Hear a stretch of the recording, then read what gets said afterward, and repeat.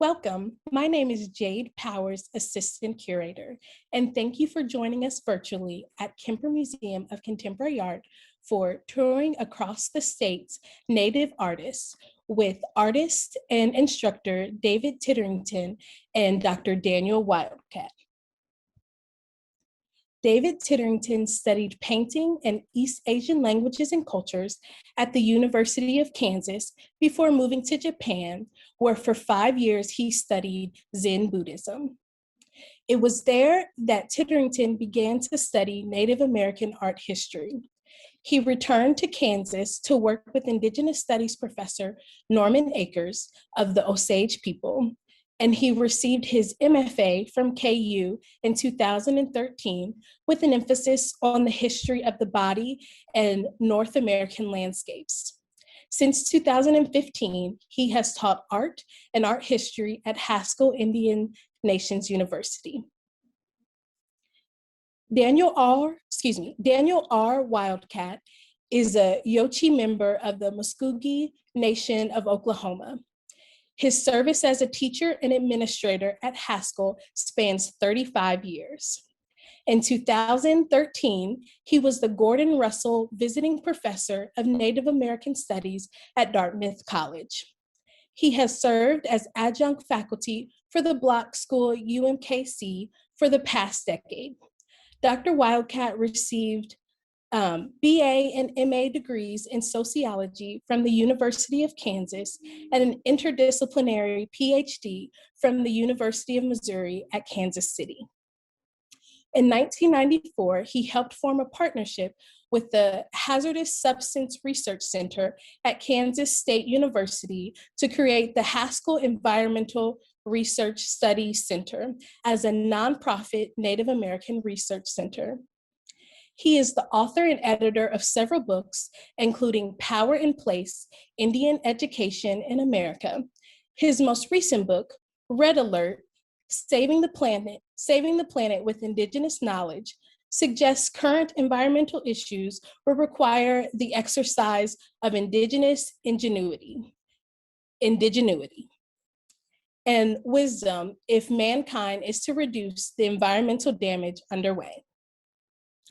Kemper Museum would like to thank Jack and Karen Holland for their support of the Visiting Artist Program.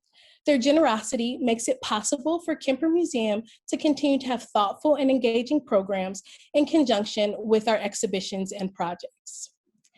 Thank you to our Kemper Museum docents who offer so much of their time and expertise in interpreting the exhibitions and permanent collection with such great energy and enthusiasm. Underwriting for the docent program is generously provided by the family of Mary Beth Smith. A special thank you to those who supported the exhibition, Gianni, Whitehawk Speaking to Relatives, Kemper Family Foundations, National Endowment of the Arts, and the Missouri Arts Council. Kemper Museum is sponsoring this program in partnership with the Missouri Humanities Council and with support from the National Endowment for the Humanities, and many more. And a warm thank you to our Kemper Museum members. Your support of the museum helps keep all of our programs and exhibitions free. If you are not yet a member, it is easy to sign up. You can visit our website at www.kemperart.org. Thank you, and it is my great pleasure to welcome David Titterington and Dr. Daniel Wildcat. Thank you so much. And please, I will be reviewing the chat and the Q&A feature. So if you have questions, please feel free to add them in there. And then after the presentation has concluded, they will be able to answer your questions. All right. Sanlai, Agadasawa. Thank you so much, Jade, for that great introduction. And I just want, before we get started here, I want to acknowledge this beautiful place I'm sitting. I'm sitting less than half a mile as the crow flies from the south bank of the Kansas River, named for the Kanza people, who were the original earth keepers of this place I'm sitting. And I'm no more than 2 miles north of the Wakarusa River and that beautiful Wakarusa wetlands, which extends clear to the South Campus of Haskell Indian Nations University. So I want to honor the land, the air, the water, and the beautiful earth keepers who took care of this place for us. So thank you so much for allowing David and I to be here. David, you want to say anything about where you are? Yes, hello, pandemic greetings, everybody. Hi, Dr. Wildcat and Jade Powers. It is such an honor to be here. Thank you for highlighting Haskell and for inviting us to partake in this conversation. I am coming to you alive from land that was stolen from the Kickapoo and Pawnee nations, what we now call Kansas City, right down the street from you, Jade. Mhm. Thank you both so much. And let me begin the screen share. Okay. All right. Well, listen, so let me say a little bit about Haskell before we get started for people who don't know about Haskell. Haskell Indian Nations University is the national, or I should properly say, international tribal college in the United States. We serve all 500, what is it now, 74, 75, 76 federally recognized tribal entities. That includes Alaskan Native villages, incorporated villages, rancherias, pueblos, all of the American Indians of the contiguous 48 states, and then plus, as I said, the Alaska Natives of Alaska. By law, we do not serve Native Hawaiians, although we have programs in the summers sometimes where we actually bring Pacific Islanders here to work with us at Haskell Indian Nations University. So it is a very unique place, and it's been around for over 100 years. Haskell started in 1884 as the United States Indian Industrial Training School. Now, I don't want to sugarcoat this. Haskell started in a time when Indian education, in the famous words of Richard Pratt, the architect of the Indian off-reservation boarding schools, said, our job is to kill the Indian to save the man. It was Mayuchi-ness, it was our students' Pawnee-ness, their Lakota-ness, their Passamaquoddy-ness, their Lummi-ness, that was seen as the obstacle to them being fully human beings. And, that is an incredible history to tell. And so, it starts out in really days that were fairly dark for many Native nations, and, children being sent, sometimes forcefully removed to go to these boarding schools because that was seen as the way, unfortunately, to quote unquote solve the Indian problem. And I want to honor that. One of the things that makes Haskell very, very special is that we have a cemetery on our campus. And in that cemetery, it's 130 plus, I can't remember the exact number, of children, boarding school employees who took their last breath of their life here in this world at Haskell Indian Nations University and are interred there. And so it's a place that is just, there's no place in the world like Haskell Indian Nations University.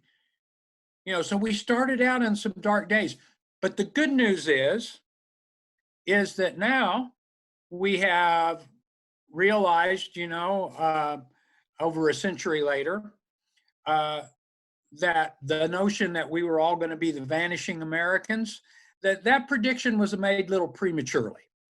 In fact, we're still here. We still know our language, know our languages, sing our songs, say our prayers, participate in ceremonies.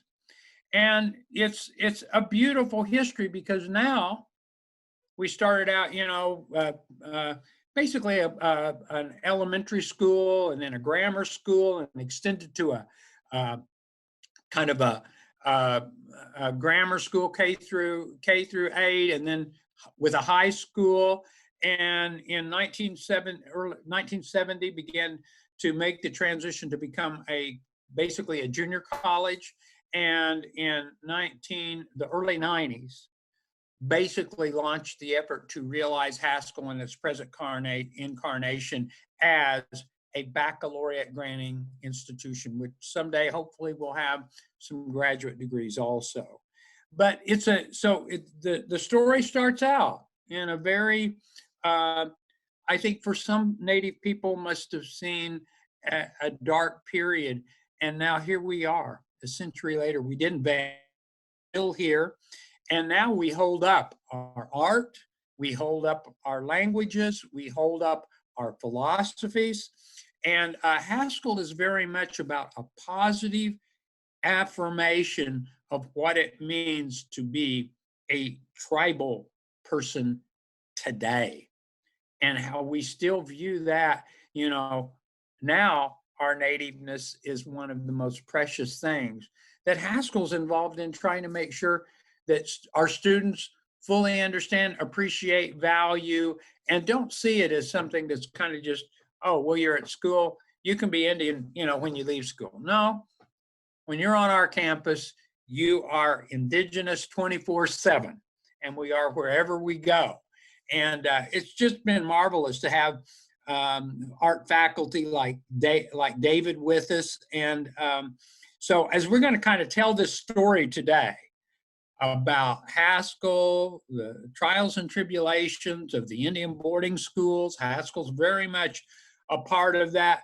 We're also going to share a little bit of that cultural side of who we are in our buildings and our grounds and in some of the magnificent art that we have. So I'm going to, and I know we'll have plenty of questions, and we'll try to field those as we go along.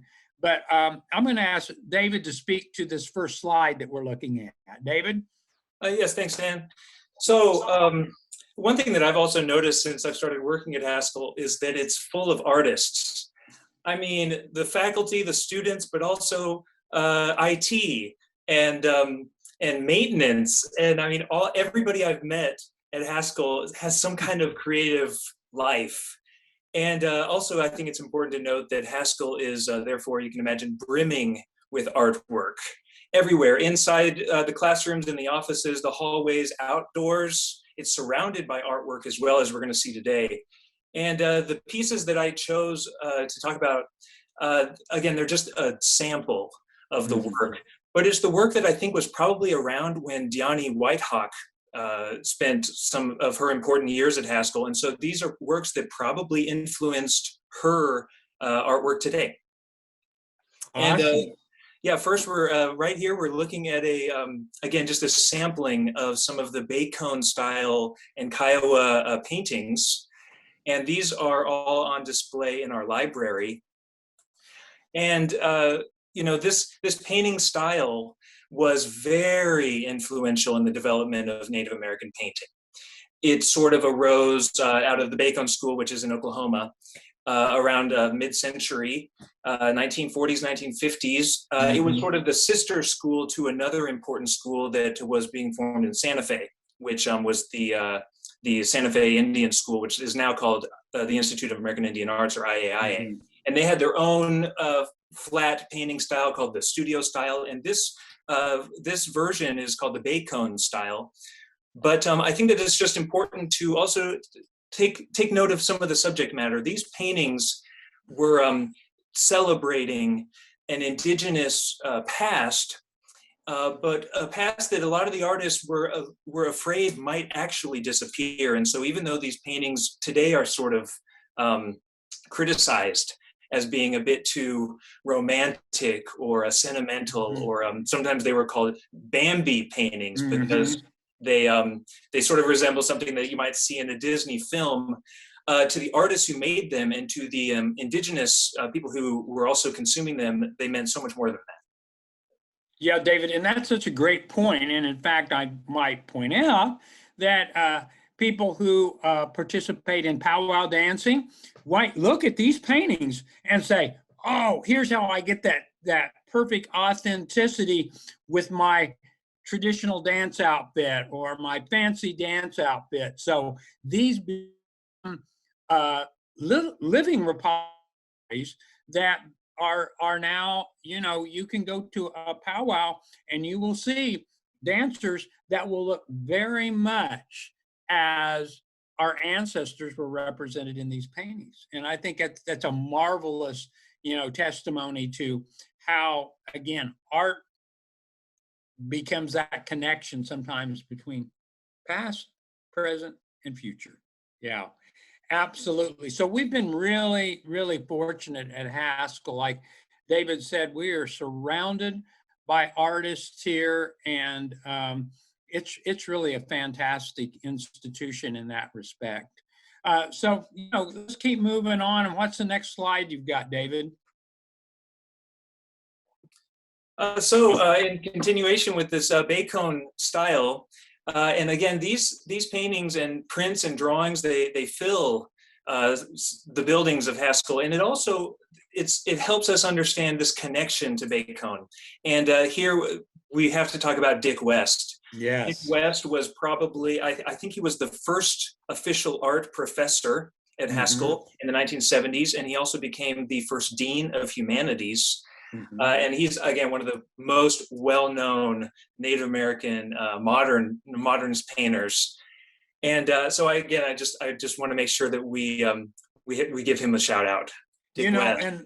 And that's so important. Dick West was so it's not unusual today to still find artists who were students of Dick's here. In fact, we used to have an art instructor here, Blanche Gianni, and she was one of Dick's students. She went on to be in our art program here, but she was one of Dick's students, and just talked glowingly of him.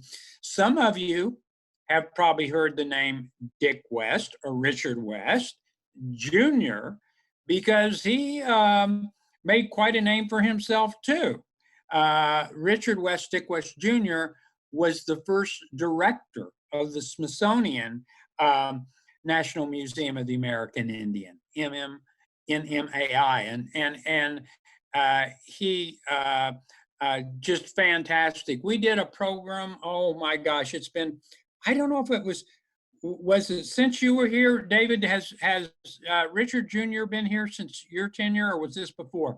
I think before. It was. Okay, I've been here a long time, folks, but I think it was probably somewhere right after 2000, maybe sometime between 2000 and 2005.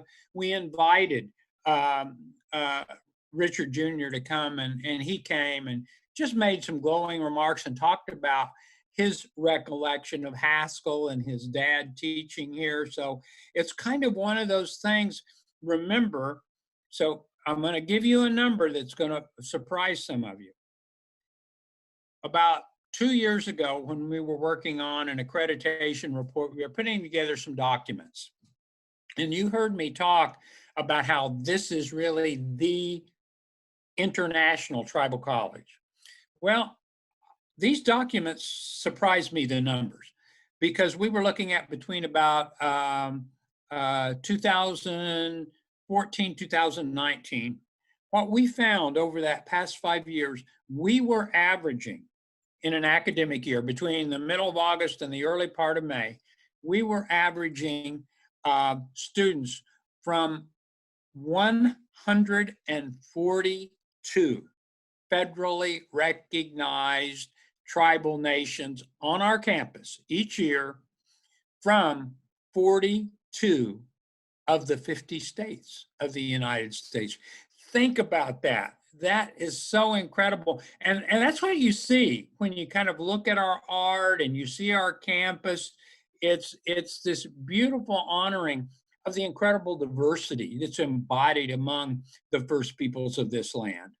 You bet. Yeah, let's move on along, David. Great.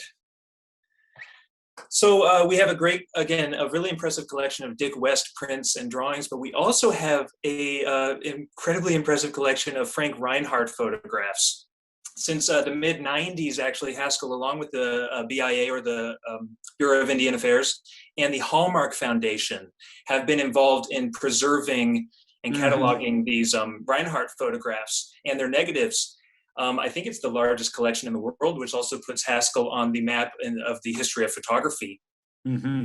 Yeah, and I got to tell you a story about this, David. This is really fascinating. So we have on our campus, and I'd be remiss if I didn't point this out, we have a cultural center and museum at the very front of our campus. When you get off 23rd or K10 and you see the big Haskell sign and you take that left and head south, about 2.5 blocks, you'll see, as you're heading south, you'll see to your left or to your east, the beautiful Haskell Arch. I think we're going to have a picture of that here later.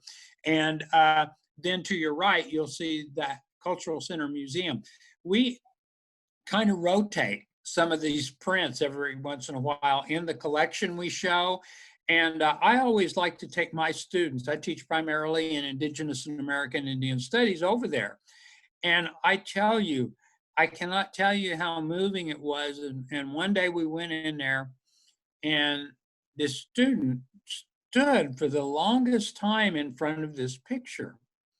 And I went over to him and I said, isn't that a beautiful picture? And he said, this is the first picture I've ever seen of my great-great-grandfather. And it was a Reinhardt photo.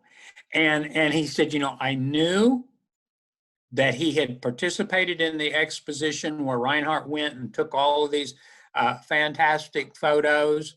And he said, but I've never seen the picture.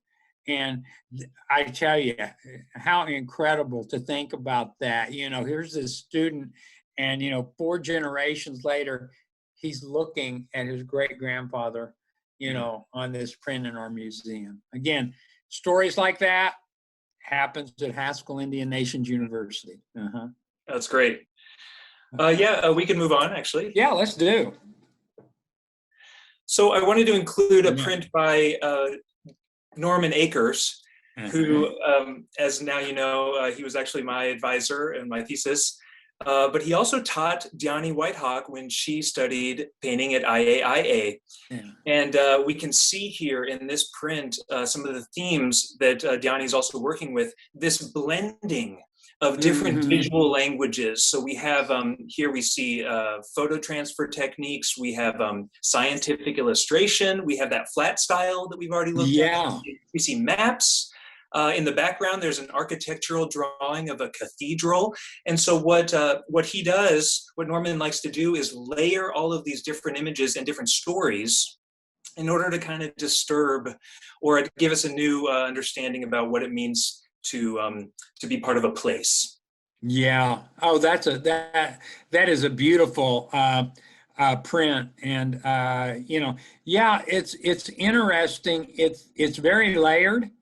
And the more you look at it, the more it raises those questions. Washington, Grant, Jackson, leaders who, in the eyes of many of the first peoples of this land, did not serve us well as the first peoples of this land. And then, obviously the turtle and the caribou or the moose there, fantastic, yeah.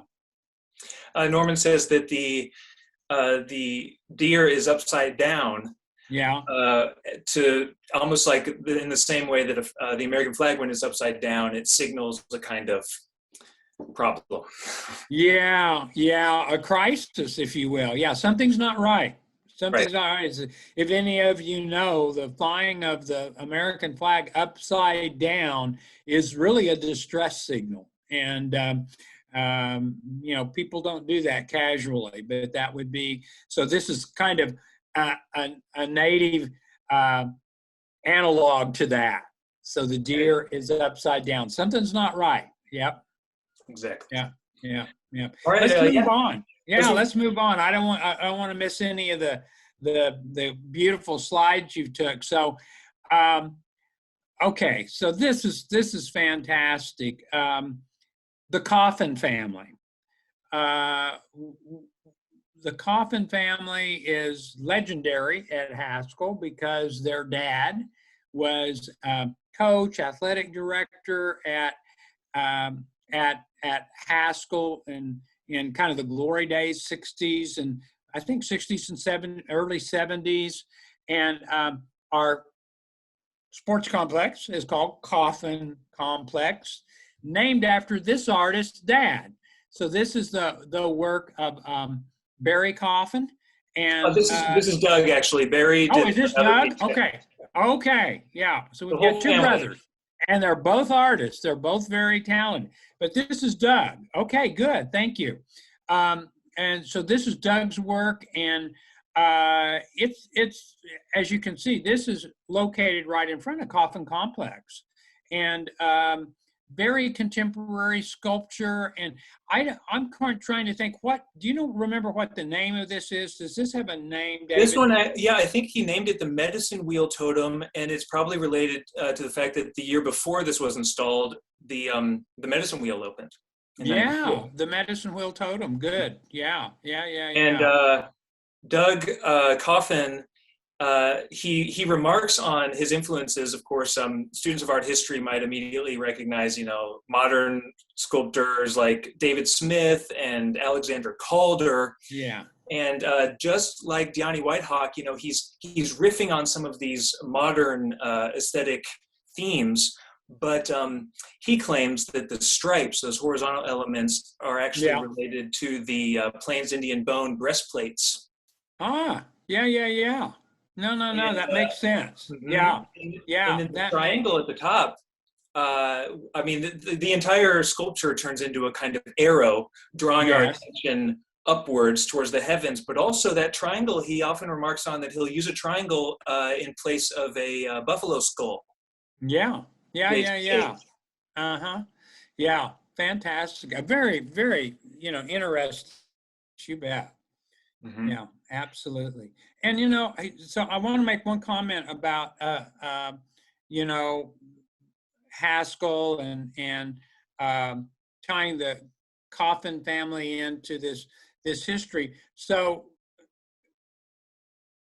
this is important to understand. So I said we started out, kind of grades 1 through 8, then added on a high school, vocational technical school. Trades were very popular.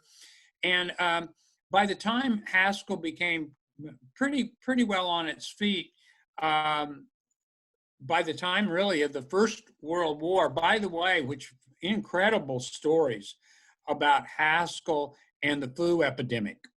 I taught a class in Lawrence about, it was during the quincentennial, 1992. I taught a class open to the public in Lawrence, and I had a woman who came to participate in a class I was teaching called the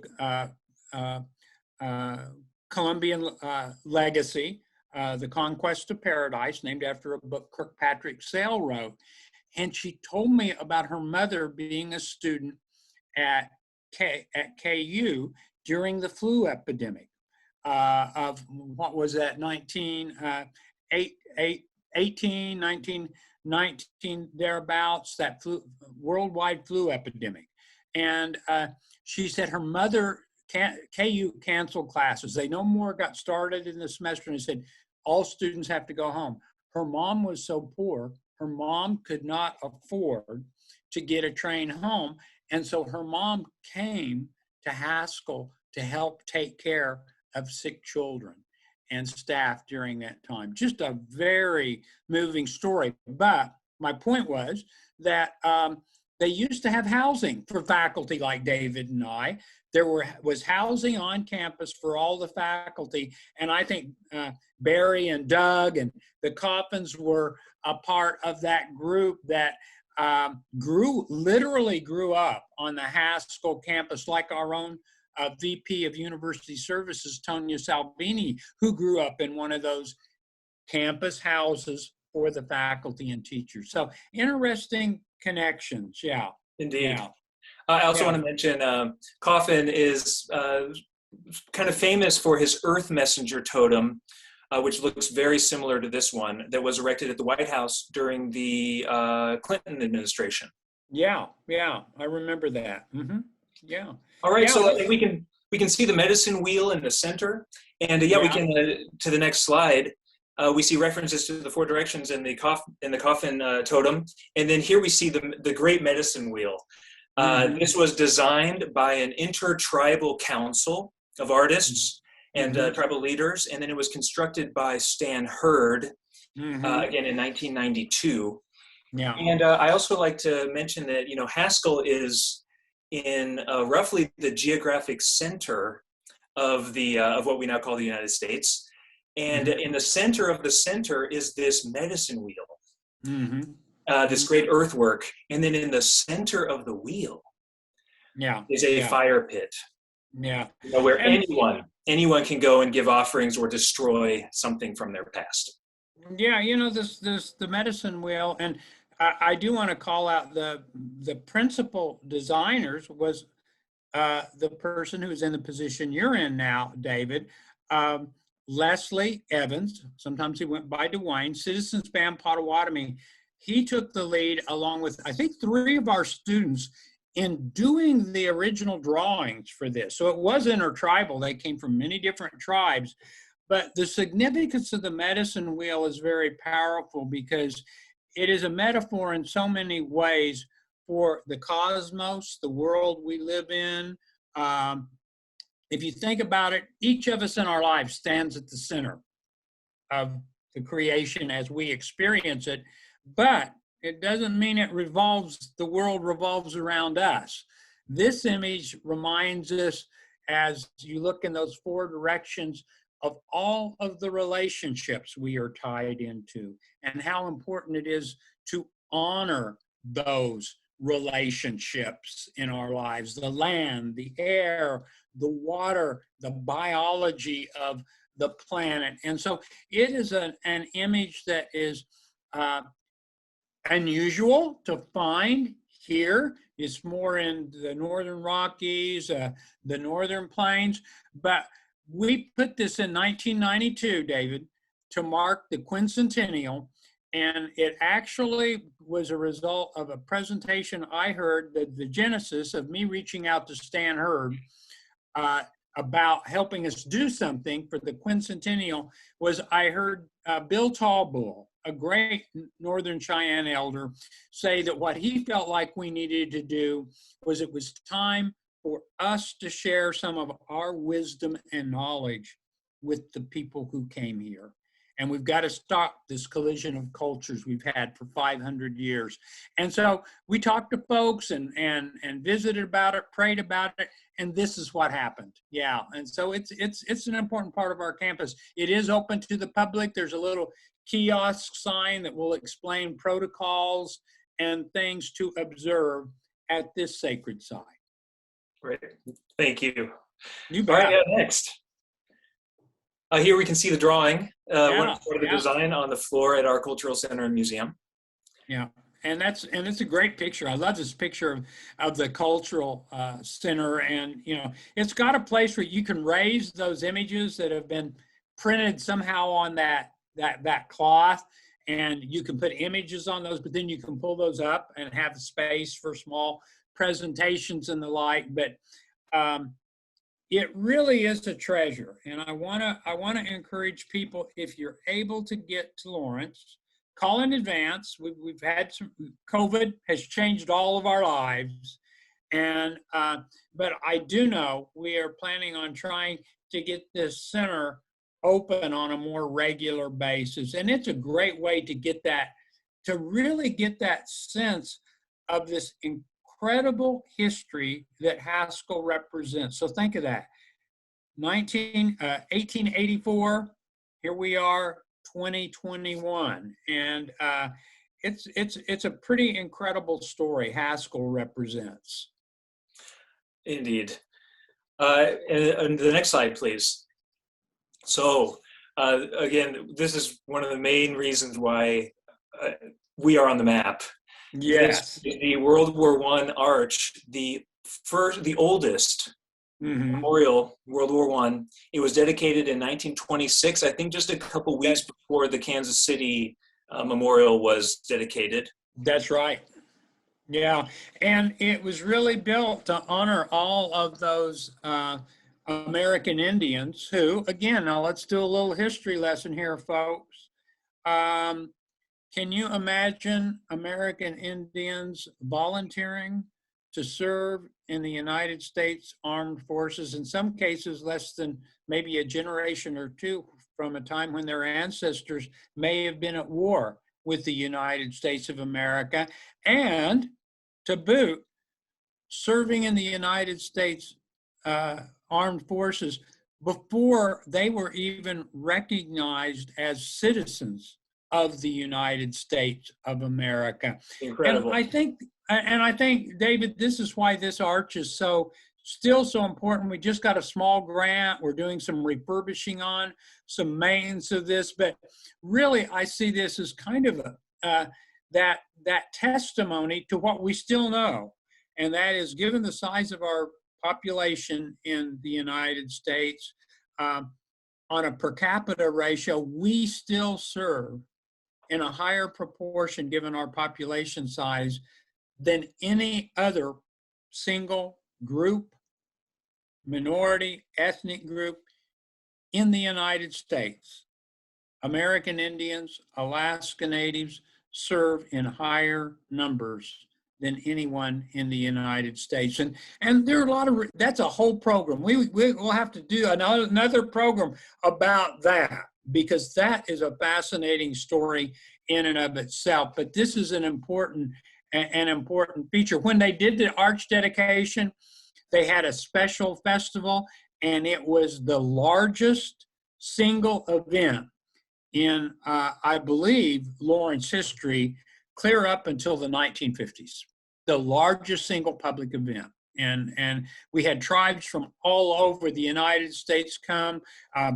It was a holiday for the entire city of Lawrence, and a fascinating part of Haskell's history, and a testimony to the way the first peoples of this land continued to serve in the armed forces. Yeah. All right, next. So we've looked at some of the more public gems that are part of the Haskell campus, but this other work is it's more hidden within the walls, but it's also a memorial and very important work. This was Alan Hauser's 1947 monumental sculpture called Comrade in Mourning. It greets visitors in our lobby at in our auditorium, and it's carved from Carrara marble, which is from Tuscany, and of course that was very intentional of Hauser. This marble, the white marble, represents the hallmark of European sculpture and also European supremacy. And so, of course, the most famous work in Carrara marble is the David by Michelangelo. But usually this material is reserved for European dignitaries and biblical kings. So what Hauser is doing here is he's tapping into that tradition. But instead of carving some biblical hero, he's carving an indigenous hero. Yes. A man whose headdress is upside down on the ground in front of him. Now, I don't know anything about this, so Dan, maybe you can speak to the significance of the headdress and the feathers touching the ground. Yeah, I think that's symbolic, of that would only happen for a fallen warrior, for someone who had been killed in battle, because as you know, the eagle feathers, and this is something to really emphasize, eagle feathers are illegal for citizens of the United States to possess, with the exception of American Indians, who can make application to the Department of Interior to have permission to hold, to get eagle feathers, to own them, to possess them, and they are cherished. Eagle feathers might be used in a ceremony. The eagle feathers might be used in a headdress, but eagle feathers really signify this incredible power, respect, and responsibility that people must sort of embody to be able to hold and to possess an eagle feather. And yeah, this is really a very moving piece. And I didn't know that about the marble. I've learned something that is incredible, because you're right. That was so intentional of Hauser. And again, he's playing with that notion of this is something that Europeans had used in their most, valued, cherished artistic images. And he's saying, well, I'm going to take that and we are going to honor, our own. And exactly. Yeah. Also, it's worth noting that this is a memorial to the fallen Indigenous soldiers of World War II. And this is also Hauser's very first sculpture, his very first sculptural work. He had, until this point, made his name as a painter. Mm-hmm. Yeah, next slide. Yeah. We see, again, the memorial is flanked by this mural by Franklin Gritz, who was also an art instructor at Haskell. And maybe some of you recognize this style. It is the Bacone School style again. And I just found out that Gritz actually mentored Adam Fortunate Eagle, who would go on to lead AIM and the occupation of Alcatraz with Richard Oakes. If those of you are familiar with that incredible moment when AIM, and I think it was 100 indigenous people, occupied Alcatraz for well over a year. Mm-hmm. Mm-hmm. Yeah, that's true. And I did not, that's a connection. Again, you've educated me, David. I did not know of that connection. And again, but that to me, that's sort of part of what the Haskell story is. Right. You get people from all over Native America coming here. They build these incredible relationships. And, people talk about the Haskell family. It's like once you become, or I might say, and I don't mean so disrespectfully, the Haskell tribe. Once you become a part of this place, those relationships never go away. And people build on them their whole lives. Right. Mm-hmm. All right, so next. All right, so finally, we have a contemporary mural by street artist Stephen Grounds, who is Navajo Creek and Seminole painter, and he was invited to honor Vine Deloria Jr. and Dr. Wildcat's contributions to Indigenous scholarship here in our library. Yeah, I was going to say the guy on the left looks pretty good. I don't know about that guy on the right. I'd be suspicious about him. But no, I tell you what an honor to have an image, my image, beside my friend and mentor, Vine Deloria Jr., who, if you don't know, and again, I know I've got a lot of Haskell alums that are watching this. It's no mistake, that my work was greatly influenced by my first co-author, Vine Deloria Jr., who had written dozens of books before he asked me to write a book with him, Power and Place, Indian Education in America. But, to have this beautiful, contemporary artwork. And I tell you, anyone who can take a can of spray paint and do this kind of stuff, man, I tell you what, that is incredible. And, Stephen is just a real treasure. And I'm just honored to be, to share that wall with my friend and mentor, the late Vine Deloria Jr. But, it kind of speaks to, so we started kind of talking about, this history. And I don't know so is this the last slide we've got, David? I think we have a couple more. Okay, let's go on. because I've got a story to tell, but it'll be more appropriate at the end. Okay. Oh, Oh, cool. so here is a painting by Gianni Whitehawk, which is featured at the Kemper Museum of Art right now. I hope all of you have seen the show. It is such an amazing experience. Yes. And also throughout the artwork that we've already looked at, including Haskell as a university, we see this pattern of Indigenous artists taking the materials or the symbols of the dominant culture, in some cases the symbols of white supremacy, and reclaiming them, transforming them into symbols for Native sovereignty and Native survival. Yeah, yeah. No, this is a beautiful piece, and it resonates at so many levels. I mean, I'm thinking about, those the kind of horizontal lines and Doug's piece. I'm thinking about the medicine wheel, right. The four directions. Again, different ways of conveying, at different levels, these deep features of who we continue to be today, of who American Indians and Alaska Natives are. Yeah. And a theme that is in Whitehawk's work is this history that is often overlooked. She calls it a footnote, but it should really be the headline, that these paintings, her paintings and Coffin sculpture, they're not referencing modernist art as much as they're referencing their own exactly tribal sensibilities. Mm-hmm. And these tribal patterns are what actually influence the development of modern art in the United States. Oh yeah, absolutely. And I think it's, and this is one thing I want to make clear. I think Gianni's work is so important because what it shows is that, there is a prejudice in this society that thinks, quote, all the real Indians are dead. They left with the buffalo and the bison. And I think what we're trying to impart, let people know today, no, we're still here.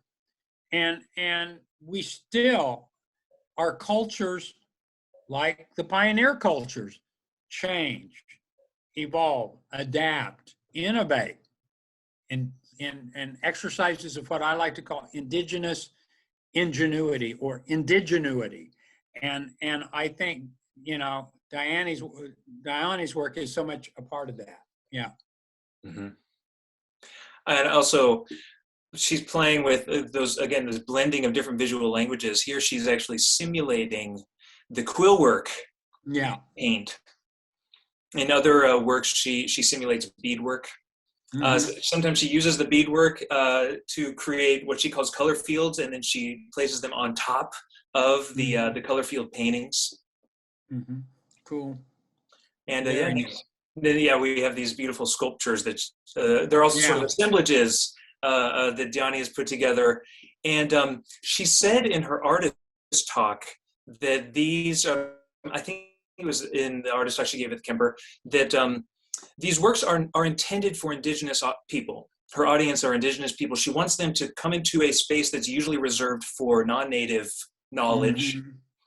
And she wants them to see their own patterns being represented.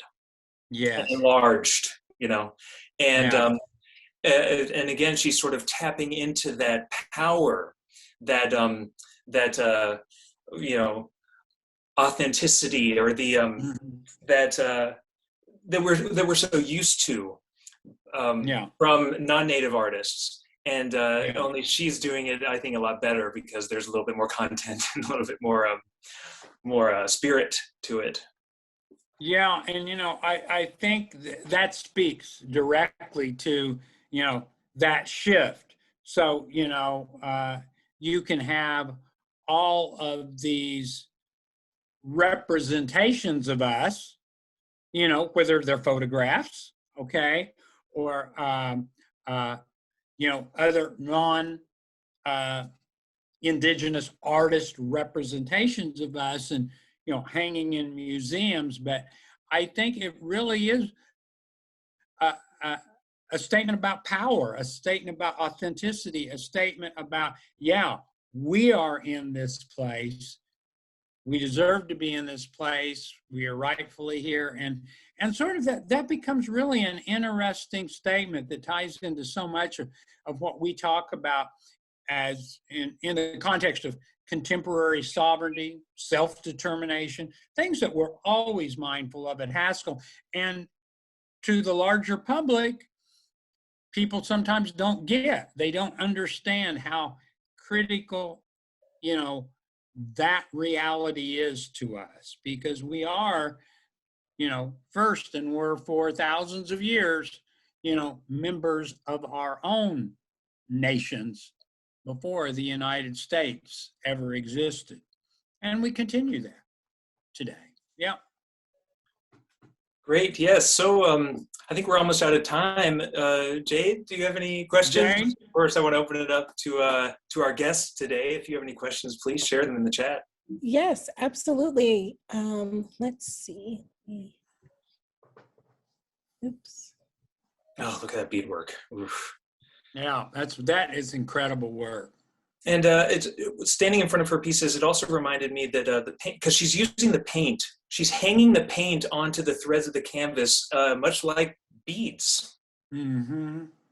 And paint itself, is mineral that's suspended in a medium that will harden like glass. So in a way, the materiality of the paint also reflects, these glass beads.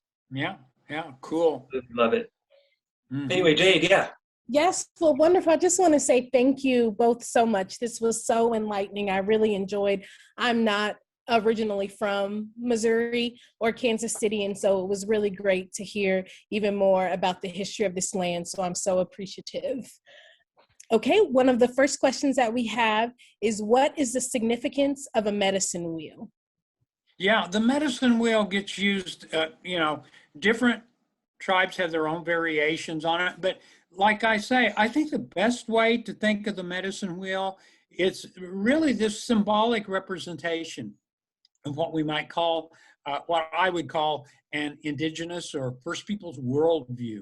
It incorporates that notion of each of us stands at the center, and our orientation to all of the relations around us. So we think of the four cardinal relations, and we think of the peoples who live there. And then some people even have elaborate ways of talking about, how each of those directions represents different people. So, I've heard that in some tribal traditions, the East, the first peoples of this land, the South, the quote unquote Black peoples of this land, the East, what we used to call in sometimes a very disparaging way, although I don't want to use it in that sense, those Asian peoples, or they used to say the yellow would represent, color yellow would represent those Asian peoples, okay, of the East, and then the white would represent the North. And Crosland Smith, a Katua elder, made the most important point ever, and he says, remember, that circle tells us, red, black, yellow, white, we are all related, and we have to understand that. It's a pretty powerful teaching tool, I think, and it can be used different ways by different tribes. Also, the dividing up of the four, we have the four, they call it the quadripartite universe. We've got the four directions, of course, but also the four seasons. Absolutely. Life cycle, our life cycle. I've heard people talk about, early childhood, child age, adolescence, adults, our senior year, that circle, going that full circle around from infancy to elders, and then what happens?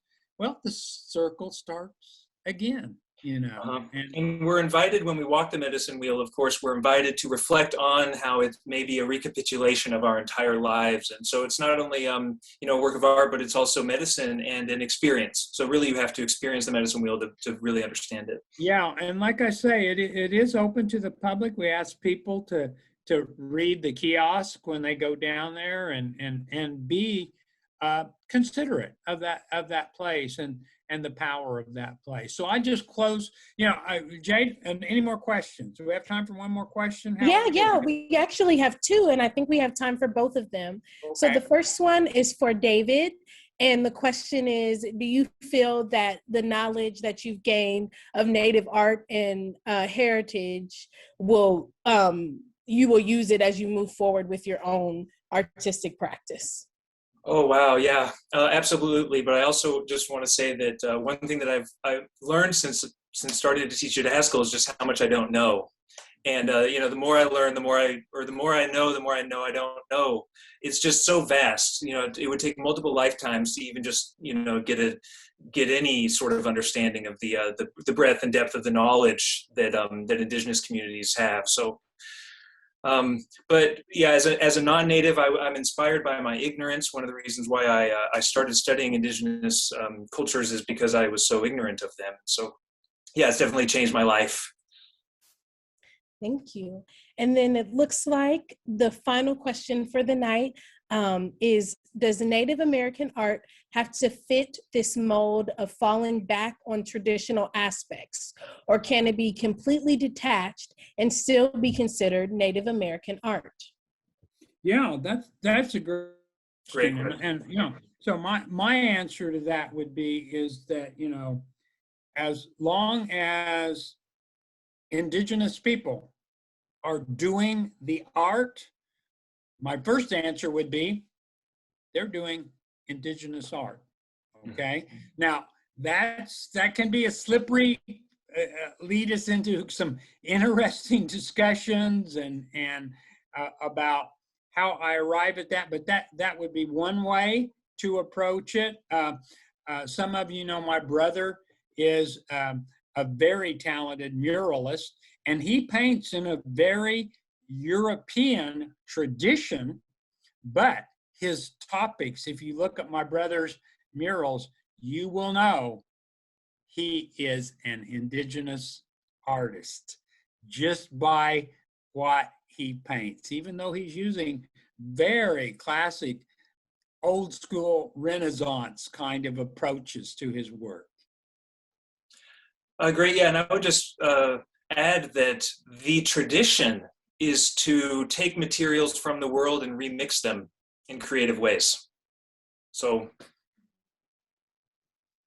that's it. That is the tradition. You know? Yeah, that is it. Well, our traditions are living. Our traditions are living. They're not.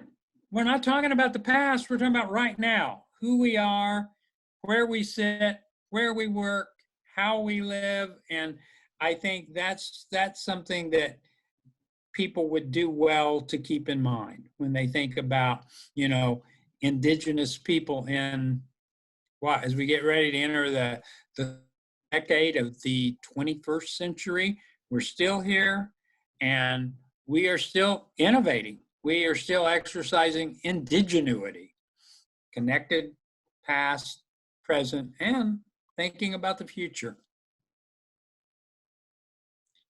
Yes, and I think that is a wonderful place to end. And I just want to thank you both so much. This was really such a fruitful conversation. And I would like to thank all of you who joined us this evening for this wonderful talk.